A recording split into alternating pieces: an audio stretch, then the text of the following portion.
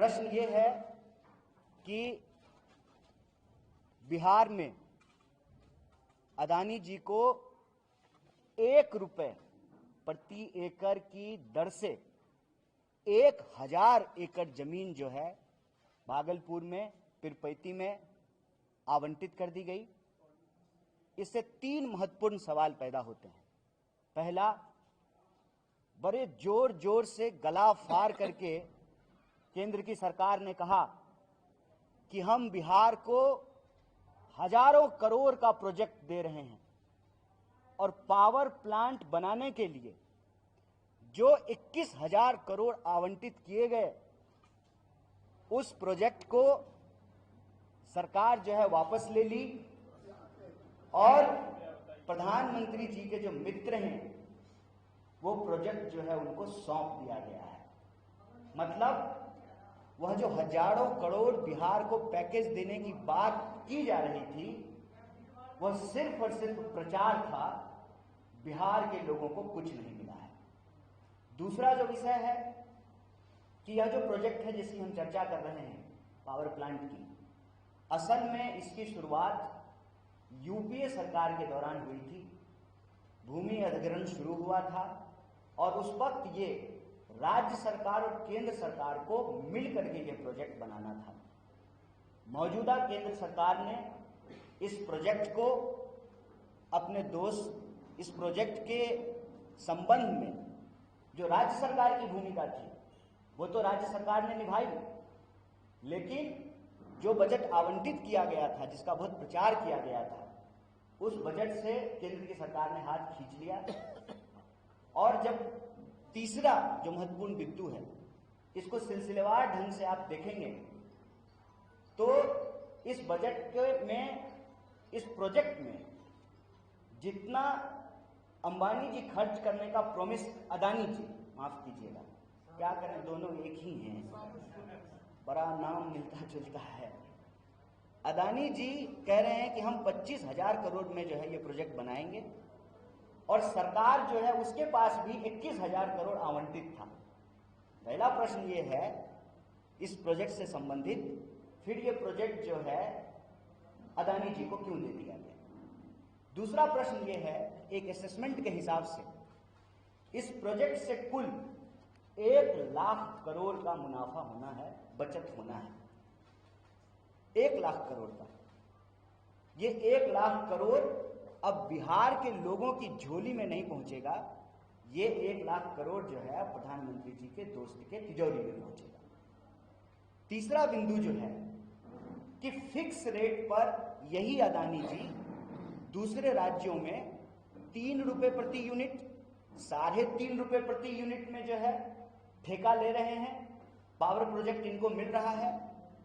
बिहार में अभी अभी इनको 6 रुपए प्रति यूनिट से जो है उससे भी ज्यादा ये ठेका इनको मिला है। अगर ये 5 रुपए प्रति यूनिट से भी मिलता तो लगभग बिहार को 56,000 करोड़ रुपए की बचत होती। 56,000 करोड़। सवाल यह है कि मनमाने रेट पे, प्रति यूनिट मनमाने रेट पे यह प्रोजेक्ट अदानी जी को क्यों दिया गया है। तो 3 विषय है हमारे सामने। पहला, 1 रुपए प्रति एकड़ के हिसाब से 1,000 एकड़ जमीन अदानी को क्यों दी गई। दूसरा, जो इस प्रोजेक्ट से 1 लाख करोड़ का मुनाफा होना था वो बिहार के लोगों की जेब में पहुंचने के बजाय प्रधानमंत्री जी के दोस्त की तिजोरी में क्यों पहुंच रहा है। और तीसरा, सुविधा अनुसार 6 रुपए से भी ज्यादा प्रति यूनिट में जो है इनको ठेका मिला है, जबकि उत्तर प्रदेश में 3.5 रुपए में और अभी जनवरी में ही बंगाल में जो है इनको 3.5 रुपए में के फिक्स रेट पर ठेका दिया गया है। तो बिहार के साथ यह अन्याय क्यों किया जा रहा है।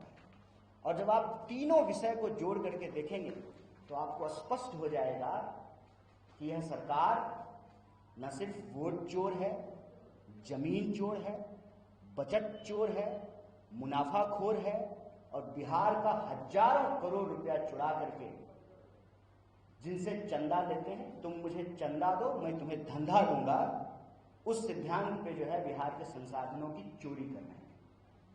इसी से विषय से जुड़ा हुआ एक बात और आपके प्रकाश में लाना चाहता हूं। हम क्यों कहते हैं कि वोट चोरी की सरकार जमीन चोर होती है? बिहार का बच्चा बच्चा घर घर में लोग ये जानते हैं कि पिछले कई महीनों से वरन कई सालों से यह हल्ला हो रहा था, सर्वे होगा सर्वे होगा। हर कोई जिनके पास भी थोड़ी बहुत जमीन है, 1 कट्ठा 10 धूर, 2 कट्ठा 5 कट्ठा जमीन का कागज लेकर के ब्लॉक का चक्कर लगा रहे थे। घुसखोरी, संगठित घुसखोरी के उस चक्र में फंस रहे थे, जमीन का कागज निकलवाने के लिए, नक्शा का फोटो स्टेट करवाने के लिए, रसीद कटवाने के लिए।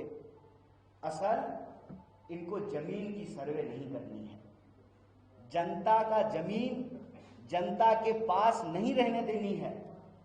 यह सर्वे नहीं है, इनकी गिद्ध नजर बिहार की जमीनों पर है।